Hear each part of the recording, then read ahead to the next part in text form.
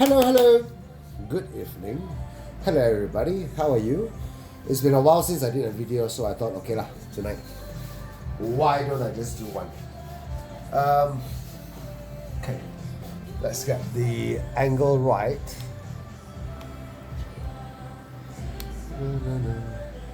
Okay.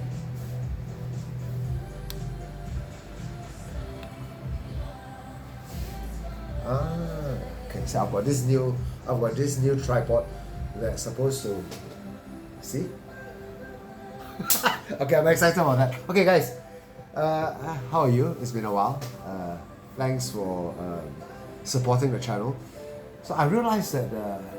Okay, so recently I realized that I've only got 180 subscribers.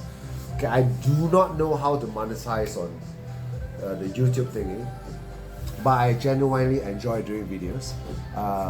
I realized that some of my videos, not all, a couple of videos, especially when it comes to my reviews of tennis rackets, 4,100, 4,200 views. To me, that's a lot.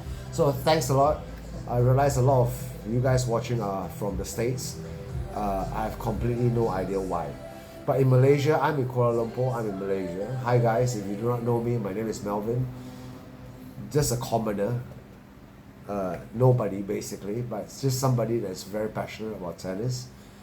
I fell in love with tennis since I was 14 years old. I'm 53 today.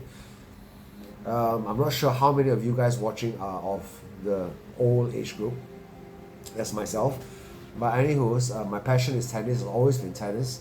I grew up in the era of Andre Agassi, Stefan Edberg, John McEnroe, Pete Sampras, all the old boys. Okay. A few things I want to highlight tonight. Basically, okay, I'm actually quite drunk. Okay, I'm not drunk. I'm a bit tipsy. I'm having my whiskey. Cheers. So tonight's video is not so child friendly because I will use words like fuck and I'll swear a little bit, but wait, let me get this.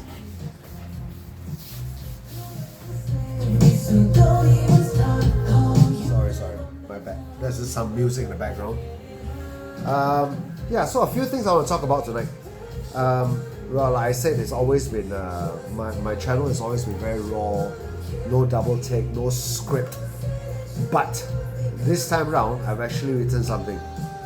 It's a list of players.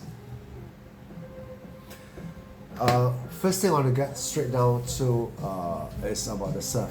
See, so I've been playing tennis for let's just give it just a quick, just so I blow my trumpet a little bit. So I started playing tennis when I was in secondary school. Secondary school is high school. I was 14 years old. So somehow when you get to, I think when you're secondary 1, I believe, or 2, you have to choose an extra, what they call an extracurricular activity. So you can choose things like whether it's ping pong, badminton, tennis, football, whatever not, right? So I chose tennis because I wasn't very flexible. I would have done gymnastics, which a lot of my friends did, but so anyways, I chose tennis. When I was 14 years old, I was actually shortlisted for SLTA, which is the Singapore Lawn Tennis Association. Yes, I'm Malaysian, I'm based in KL, but I was studying in Singapore, so I was shortlisted. I started training with SLTA, which is the National Tennis Academy or whatever not, in Singapore back in the day. So I thoroughly enjoyed tennis. I played, well, above average tennis at my time, at the peak. My peak was 17, obviously. Now I'm 53. Then I went ahead. I went to college. I did my uni. I did all the bullshit that everybody is supposed to do. And then I stopped tennis for a while. And then now for the past 10-15 years, I've gotten a little bit active in tennis. Along the way, I did some coaching. But it was very tiring. I gave up the corporate life. I did 1 full year of coaching. That killed me because it was so tiring. It was so hot. You have no idea unless you're in Malaysia. So the weather is really hot. I couldn't take it. Then I went back to corporate for a while. Then I ended up doing my own business and whatever not. So I am where I am today. So thanks for watching. Thanks for all the support. My passion is tennis. If you have the same passion as I, just basically tennis, please continue watching my channel. Subscribe, like, share, whatever you need to do just to help me. I don't know how to grow this channel, but anyways, the point is, let's get straight to the point of today's video. So it's about the serve. Well, not all about the serve, but basically, I've always relied on my serve. So those who know me, friends of mine who are watching this, they will tell you, they will know that my strength is actually my serve. Okay? So I did a bit of research lately, right, about the service. So there are two types of serve, basically, two types of stance, I will call it. It's not so much of how you serve, it's how the stance you take. So basically, there's a platform serve, the platform stance they call it, and there's a pinpoint, I think it's called pinpoint. There's a pinpoint stance. Now, what is that? Basically, that's the stance you take, or your footwork when you serve, right? So I do the platform serve my whole life, and well, it's been one of my biggest strengths, right? So just give you an example, right? Who use the platform stance? Now that's important, right? Roddick, Andy Roddick, yes. Pete Sampras, Roger Federer, obviously, Andre Agassi, John McEnroe, Boris Becker, Ivan Lendl. And now, by now, you probably think to yourself, okay, wait. These are all old timers, right? So let's talk about, well, the modern tennis, okay? Now, modern, a little bit more modern, right? You talk about Raonic, you talk about Taylor Fritz, you talk about Andy Murray a little bit, not quite there, but yeah, it's close to platform stance. Djokovic, okay?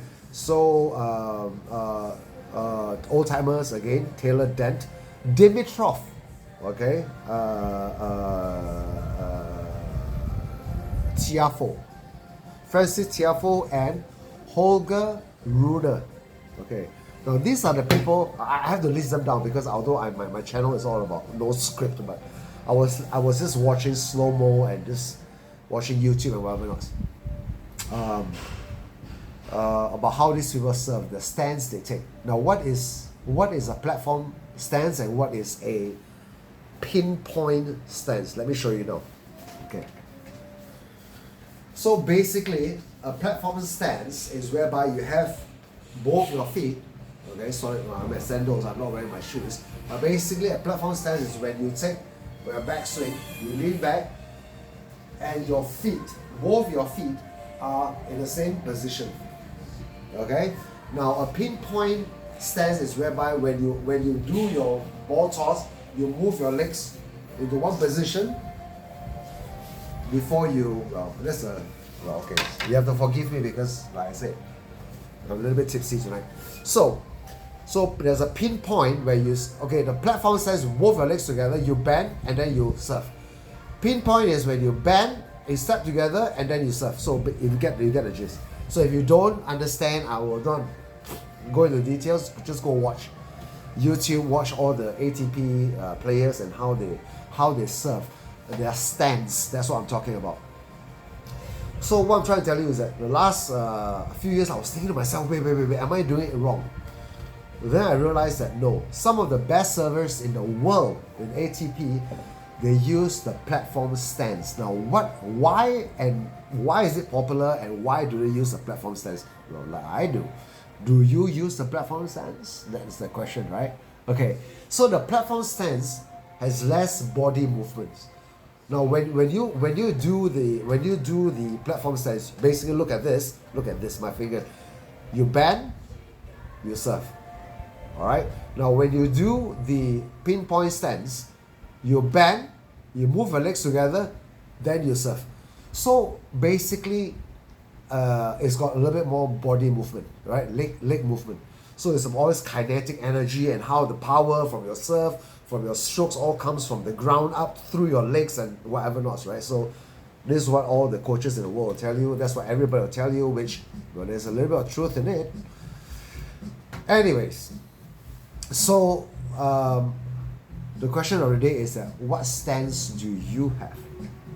Now, when I teach, when I do coach a little or coaching, I always teach a platform stance. The reason is very simple, because the less movement the less mistakes, right? In golf, it's the same thing. The less bodily movement, the less mistakes. You hit the ball cleaner, and I think that's the way to go. So what is your opinion? That is the first topic of the night. So please do comment and let me know. I've done the platform stance my whole life, since I was 14 years old. It has worked well for me. But the past few years I was thinking to myself, maybe I should try the pinpoint stance, right? It didn't work out very well, trust me. I somehow, old cow they call it, you know, I'm old, I've got this habits that has been stuck onto me like for the longest time. So maybe I should just stick to the platform stance. Now as I get older, if you are of my age, old cow like me, 50, 53 years old, 55, 60 years old, you realize that of course our knees don't work very well. So we don't bend as much as we do, you know, we used to, you know, but it still works, okay? So in the next few videos, I'll highlight more about myself and whatever else. So in front of me, next topic, in front of me I have 1, 2, 3, 4, 5. Now back to the 98, the 98s. I've spent, I'm very fortunate in recent times, I've managed to spend a little bit more time with all my rackets. Now when I say all my rackets, I just want to tell you this, I'm like a racket bitch, right? Basically, I won't say I have no loyalty. My loyalty lies in the Wilson blade. To be honest with you, still to date, my go-to racket, the racket I'm most comfortable with. Let me just show you in case you don't know how a blade looks like. Well, this is the blade. So this is the version 9, 1619 blade, 305 grams. Oh, by the way, you realize that all my rackets, every single one, I use the same dampener. See that? Okay, so the Pete Sampras Torner brand, you see that? This is the best dampener. I always tell people this is the best, can you see? This is the best dampener to use. Because, number one, if you know, you know, right? So basically, it's not branded like a W, like Wilson, like Bubble Lights, or you know, 2 lines on it or whatever else. It is subtle. I like subtle things. Well, sometimes I like to be loud, but most of the time it's subtle. I like subtle stuff. So it's subtle. It's very subtle. It's very, very stable. It doesn't fly off as often as most other, well, unless the ribbon type. But anyways, it doesn't fly off as often as a conventional or other fancy dampener. So this is a dampener I recommend. So guys, if you guys are looking for a cool, subtle, practical, useful dampener, go for the Toner Pete Sampras O-ring, whatever you call it, dampener. Okay, so anyways, back to the 98. So the 98, the blade, Wilson Blade 98 is still my go-to racket. Okay, I'll be very honest with you. If I have to play a serious game with you, I would definitely pull this out. If you see me pull this out, then you know I'm serious. But other times, okay, let's talk about the other 98. So over the years, I realized that 98, 97 is still my favorite. 97 square inch is my favorite, but it really depends on you, the kind of games, the kind of strokes that you use, and what you want to achieve from, well, your tennis. So for me, 98 square inch, I've actually dialed down on the fact that 97, 98 is my favorite. 98 right now, because 97 is very rare. I wouldn't mind the 97, the Pro Staff 97 L. L is 290 grams, guys. 290 grams to 305 grams is my preferred weight. All the rackets you see on this table now is 300. The RF01 is 300 grams. The rest, every single racket I'm going to show you now, including this, the Pure Arrow, is 305 grams unstrung. Okay, so the weight is 305 grams, right? So 305 grams, 290 to 305 is my comfort zone. Okay? So let's talk about, okay, before I just, well, jump the gun. Why is, so you guys must understand that I watch a lot of YouTube. I watch a lot of YouTube. But my go-to channels are always people like, shout out to Tennis Nerd, especially to Luca Berg. He's from Tennis and Runners. I can never get the name right. But anyways, Luca, shout out to you. Now the reason is because and Beckett from, well, I don't know what is his channel called, but anyway, so I do watch a lot of YouTube reviews of rackets. I just want to tell you that, so every time I watch their reviews, I am inclined.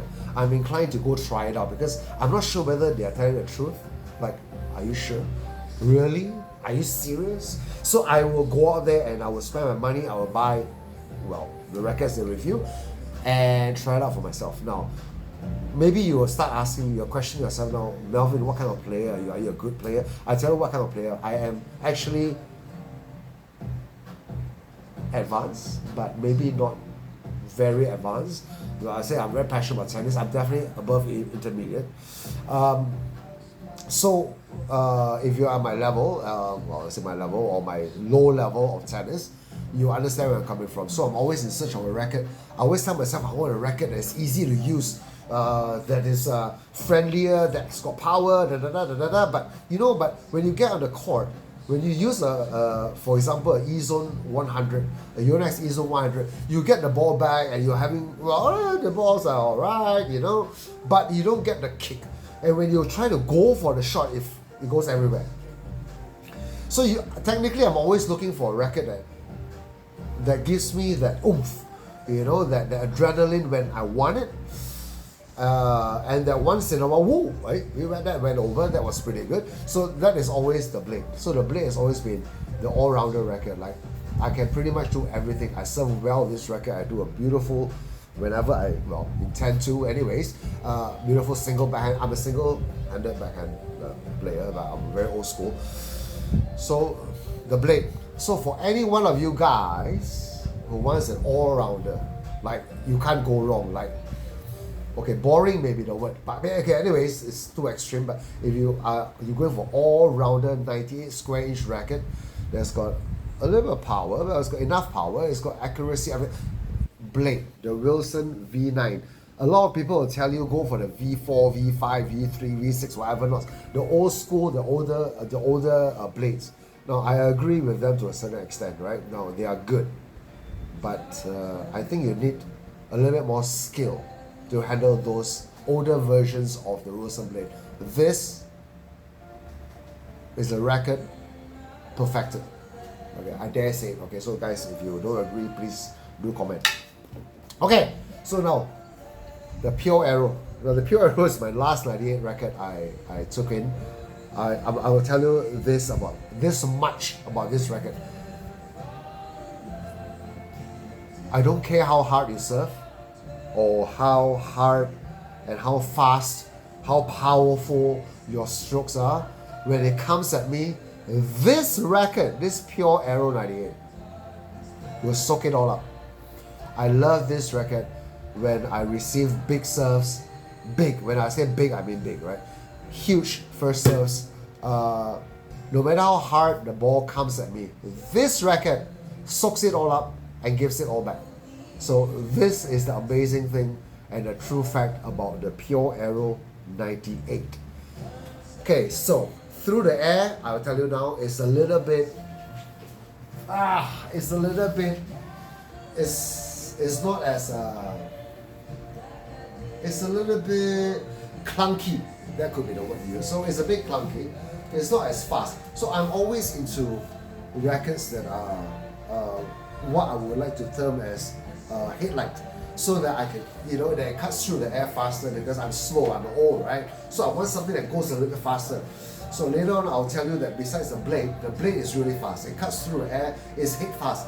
I will call it head fast because, it's head fast because the head goes first, right? So basically, this is a little bit clunky, it's a bit slower, but any heavy balls that come to this Pure Aero 98, I'm telling you guys, this is fearless. This is a fearless racket. Yeah, I think I've come to a conclusion. This is a fearless racket. I don't care how hard you hit the ball to me, but this racket is able to handle anything. Okay, so this is a pure Aero 98. Absolutely love this racket, but on days when I'm a little bit sluggish, not the racket I would use. Okay, so there's a second racket. Okay, now let's move on to the RF01. Now RF01 is also, cheers guys. The RF01 is also a 98 square inch. All the rackets here are 98 square inch. I love 98 square inch. I actually love 97 more, but these days, well, we'll see. Maybe the next two rackets will be 97. Okay, so the RF97. Okay, let me tell you about the RF97. The RF01 90, no sorry, I keep saying that, I'm drunk. 98. So the RF01, right? Okay, let me tell you about the RF01.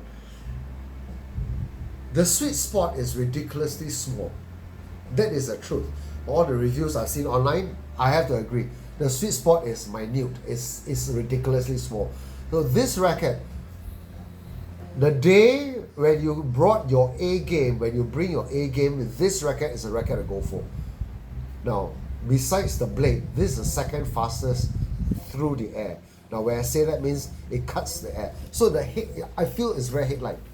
The only problem with this, what's the problem? The only difference with this racket and the blade is a sweet spot. The sweet spot for this is this size. It's literally this small. Anywhere around the sides, you kill the ball. It's dead. It just drops. There's no two ways about this. But when you hit this racket on a sweet spot, this is an awesome racket. I do not know, I do not understand why everybody compare this to the Pro Staff. This is nothing like the Pro Staff. Completely nothing like the Pro Staff. The shape, the design, nothing. Look at the beam. Shit, it's nowhere close to 97. 97 Pro Staff, I mean. So it's nothing close to a Pro Staff. It's not as stiff. I don't feel it's as stiff as a Pro Staff, but I just feel that this racket is really good. The day you bring your A game is the day you bring out from your bag the RF01. Okay. Now this is, again, I've told you guys this before, right? This racket I will never sell. Now all these rackets on the table I will sell anytime. Like okay, I will sell. Okay, maybe 98 is a bit. This pure Aero is very rare, so it's a bit hard to find. Even if I sell it, it's hard to buy it back. But every other racket here is. I will sell, but not the RF01. No, why? You know why? Because I am a Federer fanboy, 100%. So I will keep this racket just because it's RF, because Roger Federer, right? So you guys, even if you can't play this, handle this beast, I think you should just buy a kit because it's Roger Federer. Now they've got a new colorway, the 6-1, this 6-1, right? Correct me if I'm wrong, the 6-1, the red and the white. I don't like that. No, I will not put my money on that. This is good enough. I will have bought this already. I will keep this for the sake of being a fanboy. Okay? Next up, the E-Zone, the Yonex E-Zone 98. Let's talk about this.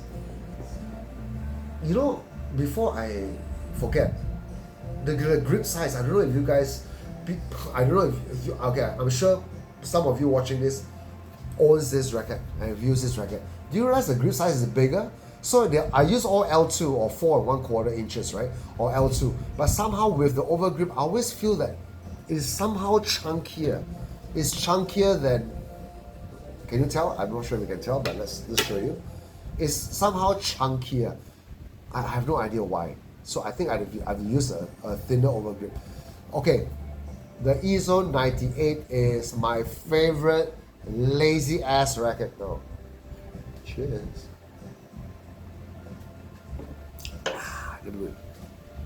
Okay, so it's my lazy ass racket. Now why do I tell you this? It is true, it is so true.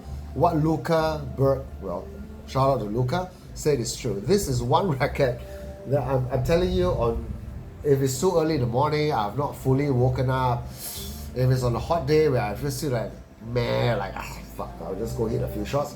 This is the go-to racket. This is a lazy ass racket. Let me tell you why. It's not a bad thing. So the EZO 98 to me, I strung this at 50 pounds. 50 48, 50 pounds 48, 50 for mains, crosses 48. Actually, I regret it a little bit. It's a little bit too stiff. I always thought, because I always felt that this, as it is a powerful frame. So I thought I'll string it a little bit higher tension so I get a little bit of control, but it's not necessary. You guys can just string at 48, 46 or whatever knots. You can string at 48. I think 48 all around is just perfectly fine. Now this is now 50.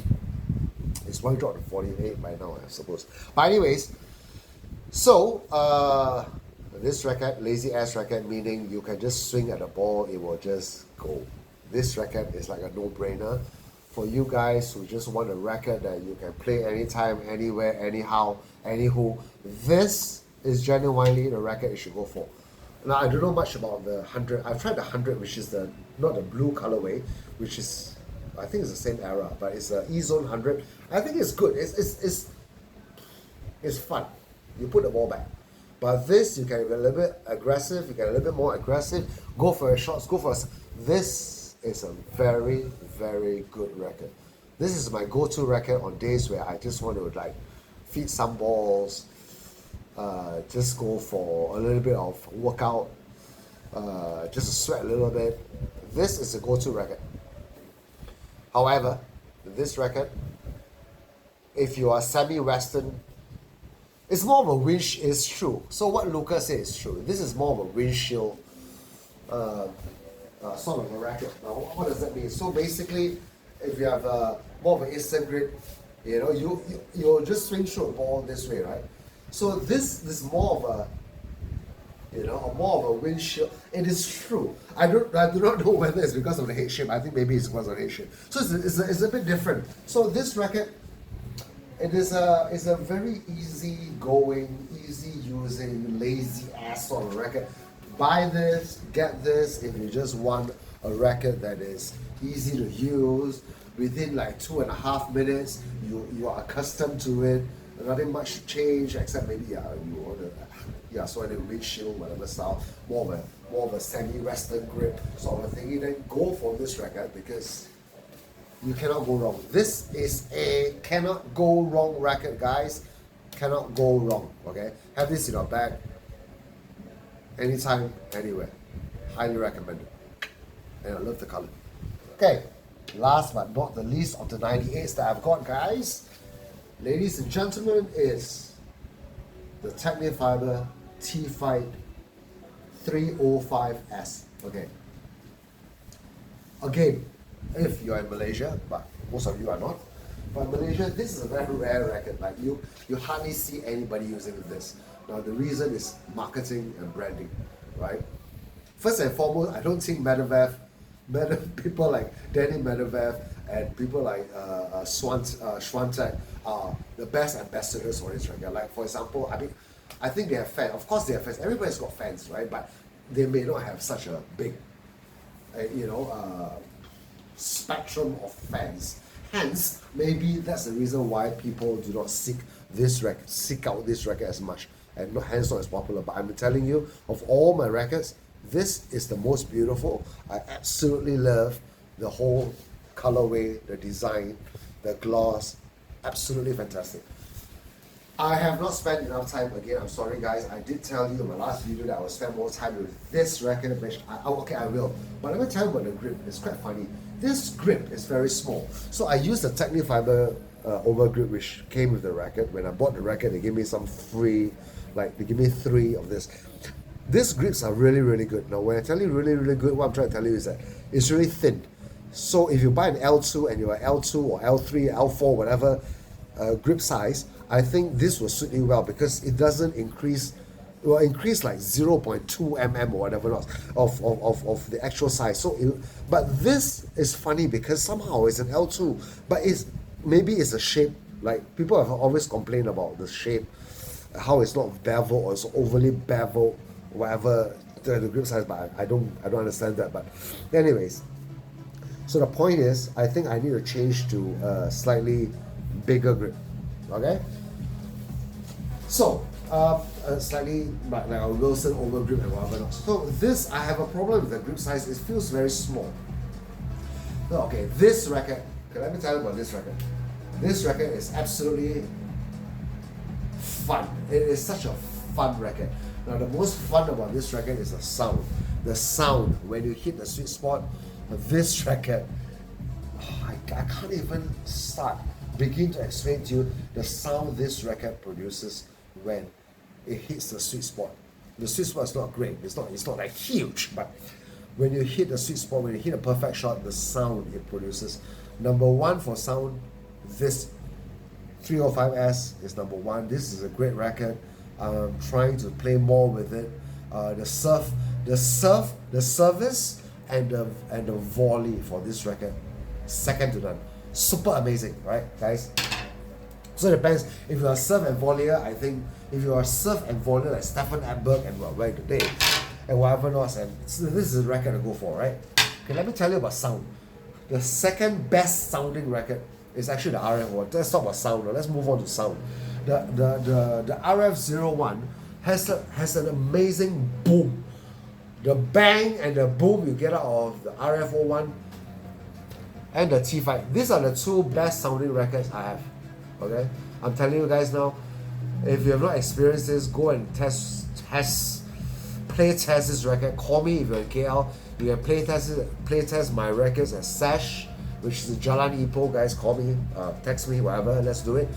The sound is mind blowing. You'll always be chasing for that perfect shot. You know, that boom, that sound is amazing. It is addictive. Like you'll always be chasing for that perfect shot. These two rackets has the most amazing sounds. The bang you get out of these two rackets. So again, the Technifiber T5 305S and the RF01.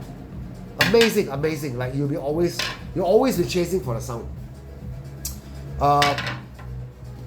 Is the Pure Drive?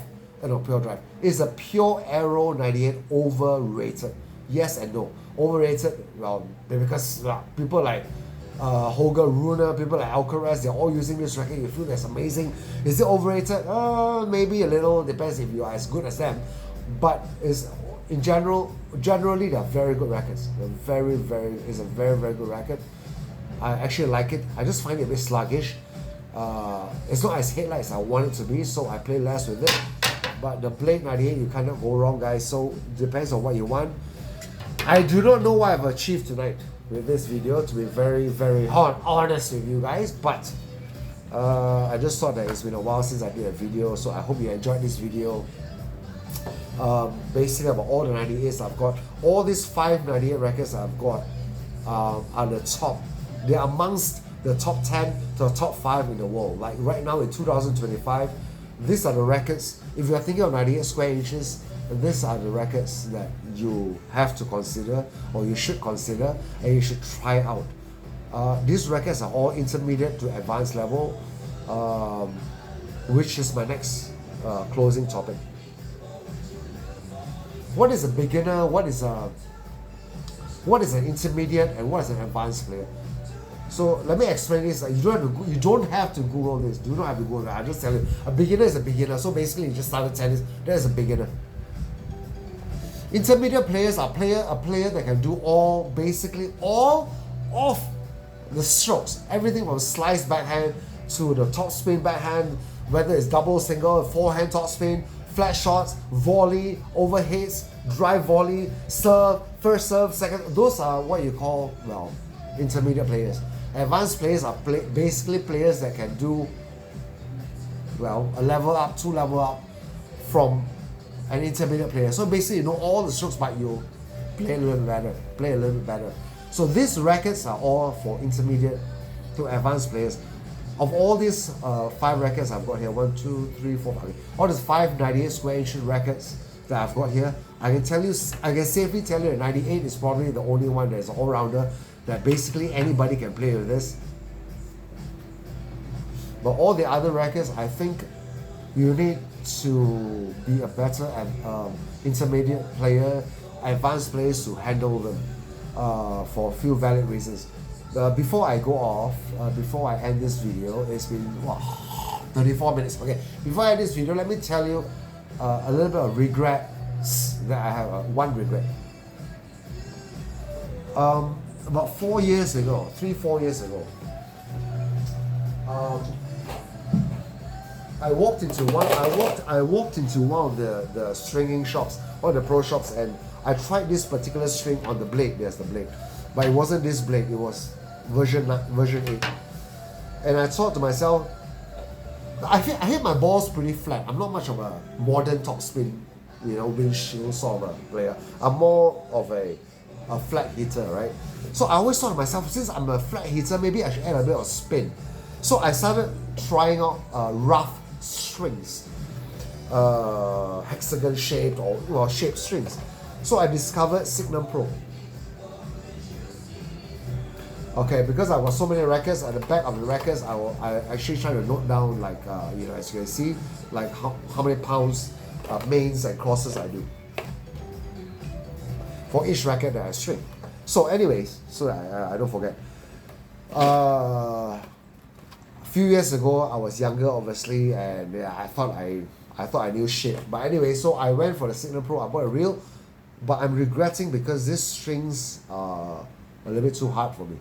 Okay, so moving forward, I just want to tell you guys, moving forward, I am like 100% diving into the new Solinco Mark 10, right? The one with the Tiffany bluish kind of strings, right? So I'm going to try that for all the records, one at a time, because it's expensive, and I don't know how much it is, but 80 ringgit. I don't know what, $20 US. Yeah, $20 US to string it. I don't know, $15 to string it. So I'm gonna try them all. So, well, the Solinco Mark 10 has been, the reputation is such that it is a good poly. It lasts, the lifespan is long. It feels soft, and so on and so forth. I've been trying. So what I want is a soft poly, to be honest with you. I want a soft poly. Now, why I want poly? Because I love the pop. I like the pop in poly. I like the power poly strings gives me. So anyways, I'm going to try the Solinco Mark 10. So any of you guys who have experience with Solinco Mark 10, please do comment and let me know if that's the right choice. So as you can see, I've got half a reel left, almost half a reel left of the Signum Pro. Signum Pro is the current strings I've used, and as you can see, if you notice, all my strings are Solinco Pro, Signum Pro, because I'm trying to use up all of it. They're very good strings, I'm telling you. It's got bite, it's really good, but as I age, I realize that it's getting a little bit too stiff for me. I used to use Alu Power, I used to use Luxilon a lot, which I have to agree with a lot of YouTubers online. They don't last. The good feel lasts for like 20 minutes, max an hour, and then after that it feels dead. So they don't snap. Okay, I'll tell you one thing. The Luxilons that I use, they don't snap. They do snap, but they hardly snap. I use 17 gauge. They hardly snap, but they feel dead. They feel like a plank. Okay, so what I'm looking for now is a livelier strings. Before I go, last but not the least, so everybody has got their favorite rackets, whether it's aesthetic, whether it's the looks of it, or the feel, the swing weight, whatever not.